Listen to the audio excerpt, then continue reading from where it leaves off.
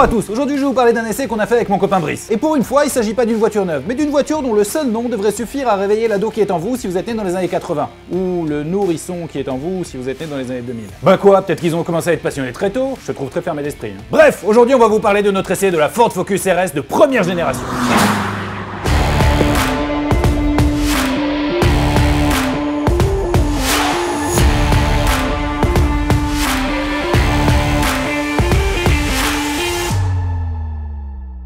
Mais avant cela, je voudrais remercier Ovoco de sponsoriser cet épisode. Vous connaissez Ovoco? C'est une place de marché qui référence plus de 2500 cases partout en Europe. En gros, si t'as besoin d'une pièce détachée d'occasion pour ta voiture, tu vas sur leur site, tu la recherches. Moi perso, j'aime bien chercher en rentrant le modèle de ma voiture pour être sûr de pas me tromper. Et là, tu choisis celle que tu veux grâce aux photos qui te permettent de juger de son état. Pour finir, tu passes commande et 4 à 6 jours plus tard, ça arrive chez toi. Et si jamais tu t'es finalement trompé, par exemple si t'as acheté un turbo alors que ta voiture, c'est une Atmo.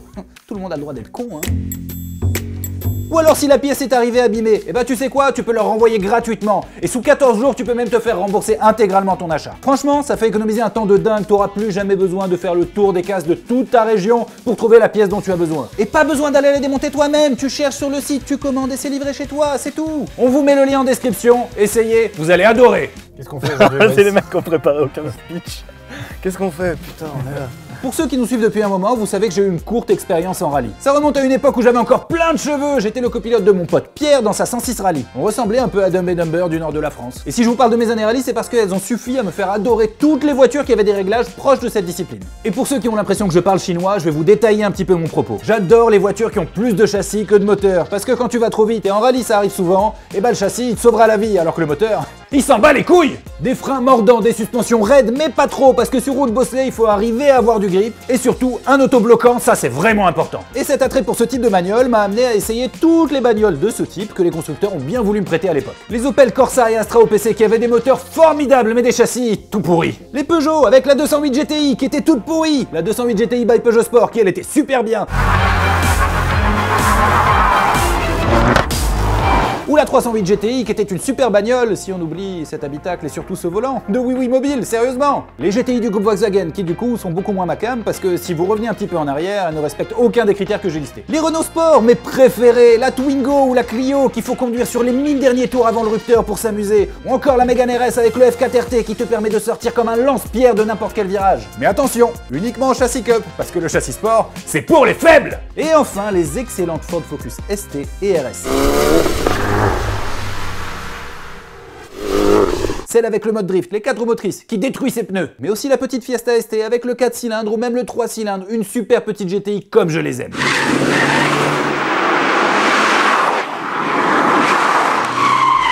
Mais tous ces essais, ils n'ont concerné que des voitures neuves à partir de 2012-2013. Tout ce qu'il y a eu avant, je l'ai loupé. Et il y a eu des trucs cool avant. Il y a quelques mois, au hasard d'une demi-heure perdue sur Instagram, je suis tombé sur cette photo. Pas une, pas deux, pas trois, mais 4 Focus RS MK1, alors que cette voiture est déjà super rare. Bah ouais, elle a été construite à 4500 exemplaires dans le monde, dont la moitié est en conduite à droite pour les Anglais si on garde les conduites à gauche et qu'on enlève toutes celles qui ont fini comme celle de Colin McRae. C'est un vrai collector. Bref, je stalk un peu le compte Instagram en question, il s'appelle Forever Young Timer, un garage qui achète et revend les voitures qui m'ont fait rêver quand j'étais jeune. Du coup, je les ai contactés et après quelques messages échangés, on s'est donné rendez-vous à la maison, sur le circuit de Folembray, pour essayer une Ford Focus RS de première génération et une Alfa Romeo 147 GTA, mais chut, je vous en reparlerai plus tard, quand les alphites seront couchés.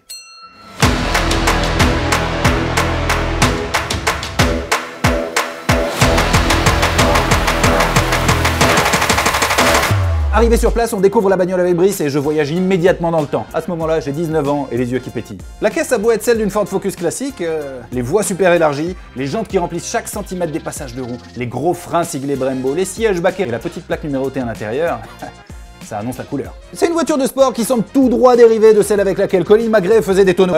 Des spéciales de rallye. À ce moment-là, le coup de cœur est exactement le même que 20 ans auparavant quand je l'avais découvert dans des magazines spécialisés. Sauf que cette fois-ci, j'allais pouvoir la conduire pour voir si son ramage était vraiment à la hauteur de son plumage. D'autant que celle-ci était dans un état impeccable. Cette Focus RS, elle fait partie de notre jeunesse. On a vu Colin McRae la maltraiter pendant des spéciales de rallye. Mais on peut pas dire grand-chose parce que nous, on l'a maltraité sur Need for Speed Underground à base de gros stickers tribaux bien dégueulasses. D'ailleurs, en parlant de Need for Speed Underground, je crois que c'est le sujet du prochain V8 Bit. Mais je dis ça, je dis rien. Assez de blablater, on passe à l'intérieur. Donc ouais, à l'intérieur, c'est vrai. Bah oui. Tu rentres dedans, tu te dis, bah en fait, c'est la Ford Focus Diesel de Tata, quoi.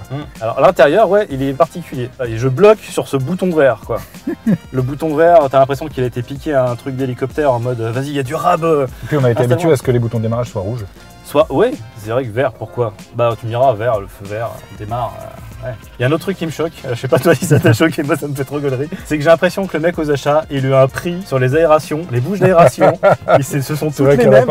Il y en a 4, c'est les 4 mêmes quoi. En mode, vas-y, où est-ce qu'on a de la place les mecs? Vas-y, mets-en une là, mets-en une là. Un peu de nostalgie, le post alpine. Le petit compteur avec le petit indicateur de pression du turbo là, c'est cool aussi. Ah c'est cool. Après, on a plus beaucoup d'essence donc on va pousser la voiture en rentrant. Pour une sportive, c'est bizarre qu'il n'y ait ni indicateur température d'eau, ni température d'huile, ni de pression d'huile. Alors c'est sûr que si vous cherchez du luxe, du raffinement, des trucs qui s'apparentent même un peu à du confort, c'est pas la bagnole qu'il vous faut. Enfin, c'est pas une Lotus Elise non plus, hein, mais si vous aimez les Golf GTI, les Audi S3, la Ford Focus, elle est pas pour vous. Il s'agit ici d'aller au plus efficace pour être au service de la performance. Le levier de vitesse, il est le levier de vitesse, le frein à main, on a plein de petits trucs Sparco quoi. Ouais. Siège Sparco, ça c'est Sparco. On retrouve l'esprit rallye quand même. Alors c'est presque invisible, hein, mais il y a une pièce en carbone. En carbone. Bah d'ailleurs oui, il est presque invisible tout court parce qu'il est presque transparent. Il y avait un pige, je pense que c'était déjà quelque chose. C'était waouh, ma voiture allait beaucoup plus vite. Moitié du prix de la bagnole.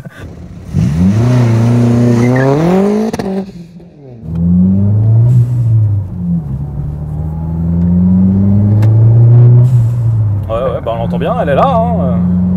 Et tu vois, 215 chevaux, vraiment, juste en commençant à rouler, on a l'impression qu'il y en a beaucoup plus. Un volant qu'il faut bien tenir à deux mains quand on met plein gaz, sous peine de prendre un virage qu'on n'avait pas anticipé. Ça lie la route énormément. Ah ouais. Si tu mets, là, je viens de mettre gaz en n'ayant pas le volant droit, il reste bloqué comme ça. Okay. Parce que je pense que c'est la façon dont la puissance passe au sol. Elle lie la route beaucoup. Donc il faut vraiment tenir le volant.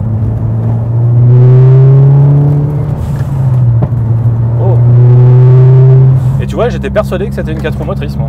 Ah bah non, je crois que la 4 roues motrice, c'était la première à être 4 roues motrice, ça a été la toute dernière Focus RS. Avec son mode drift. Je sais pas pourquoi, tu vois, le rattachement au WRC, moi, me faisait penser que la Focus RS, toute génération, était 4 roues motrices. Et en fait, non. Une commande de boîte qui verrouille parfaitement, des freins qui donnent immédiatement confiance, même à haute vitesse. Et un pédalier qui semble avoir été pensé pour faciliter le talon-pointe. Même si sur une traction, bah encore faut-il savoir faire un talon-pointe. Moi, je fais soit talon-talon ou pointe, mais jamais talon-pointe, quoi. D'ailleurs, et selon une étude menée par moi-même, généralement quand dans une voiture tu peux bien poser le talon-pointe, c'est une bonne bagnole de sport. Le 2 litres turbo qui est sous le capot est annoncé à 215 chevaux. Et les gars de chez Forever Young, ils l'ont fait passer au banc et la donnée a été confirmée. Ah, ça part, hein.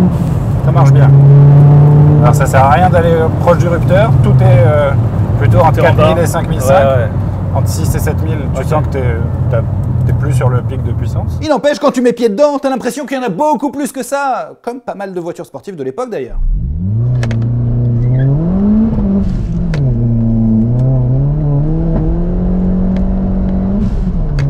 Et ça, c'est dû à deux facteurs. Le premier, c'est une courbe de couple qui intervient très tôt. Merci le turbo. Mais aussi et surtout grâce à un poids contenu. 1250 kg, c'est à peine le poids d'une Fiesta actuelle. Ouais, ça part et c'est rivé au sol, quoi. Alors les fans de Mégane RS vont me détester, mais je trouve que c'est efficace pour une Mégane RS de première génération. Un peu moins sur le passage de la puissance au sol.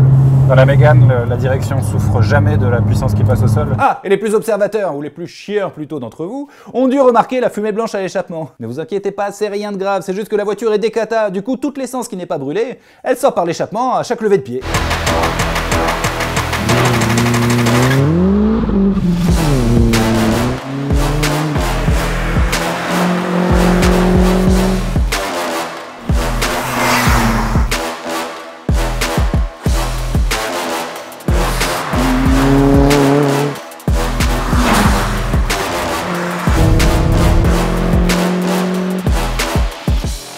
Ce moteur, je peux vous dire qu'il marchait super bien. J'ai pris un pied incroyable à emmener cette voiture super vite et à ressentir la rigueur avec laquelle elle était capable de passer de virage en virage. Mais le tout avec une attention toute particulière à ne pas abîmer la mécanique ni les consommables. J'avais le sentiment d'avoir de la chance d'être là, mais qu'il fallait que je respecte aussi cette voiture qui est une espèce en voie de disparition, même une espèce complètement éteinte. Et accessoirement, la voiture était aussi à vendre, donc fallait pas l'abîmer.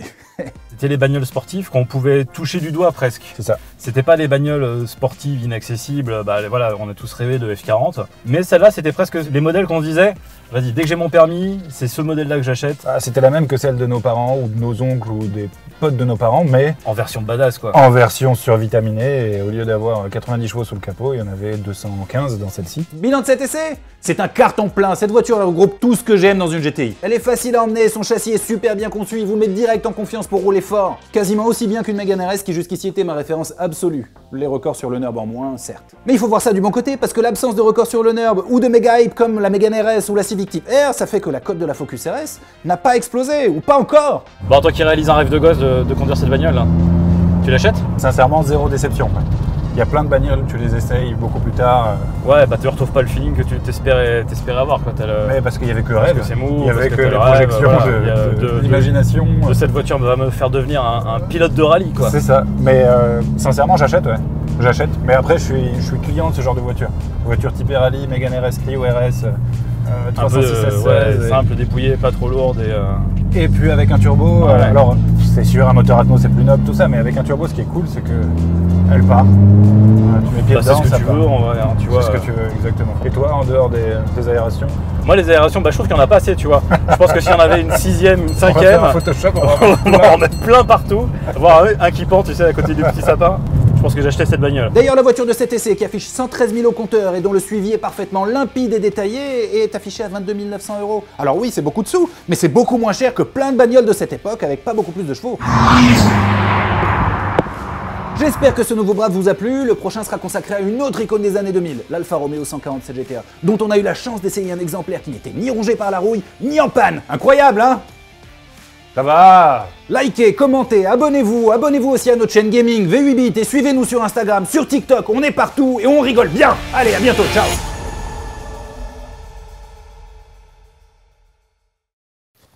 Eh bien, bienvenue dans cette nouvelle Renault Mégane RS. Non, je déconne. Les freins qui grincent un peu, vraiment voiture de rallye, quoi. La GoPro qui grince aussi. Voiture un de peu. rallye.